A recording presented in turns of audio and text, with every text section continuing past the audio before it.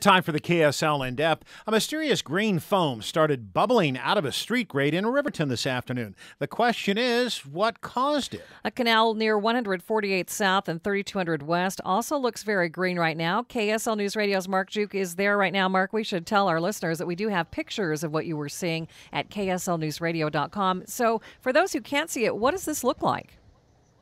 Well, you know, if this was St. Patrick's Day and I was standing in downtown Chicago, I might tell you that's a good description of what it looks like, that artificial green dye that they put in the river every year. It is a bright green color going down this canal. Now, what happened maybe about a block or two north of me, block and a half or so, I would say, is they the fire chief tells me they turned the water back on, the irrigation water back on, because people had been complaining they weren't able to water their lawns and everything like that.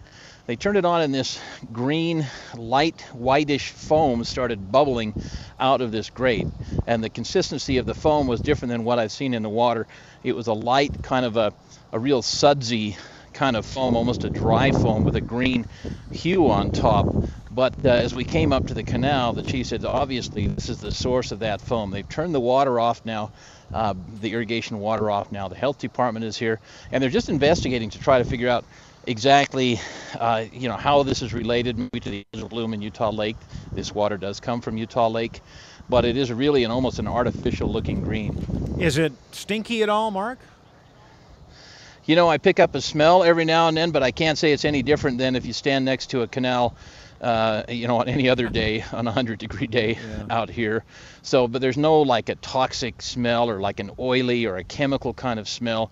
It's more of a natural kind of a swampy smell, but it certainly is greener than, even when you see canal water moving, sometimes it's a brownish or kind of a greenish, but this is a yellow-green, almost matching the color of the plants growing on the side. And you mentioned the health department is on the way, obviously, to take some samples and see if this is harmful to people's health.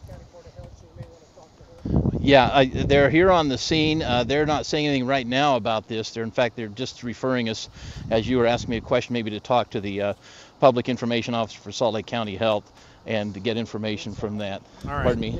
Okay, and the chief just walked by me and told me it's definitely algae. They believe it's the algae from the algal bloom at Utah Lake. So that's part of the mystery solved. All right, Marc, thanks so much. And, of course, we'll keep you up to date on what's happening with that as the tests continue. Appears that is part of the algae from Utah Lake, and we'll have more on that story.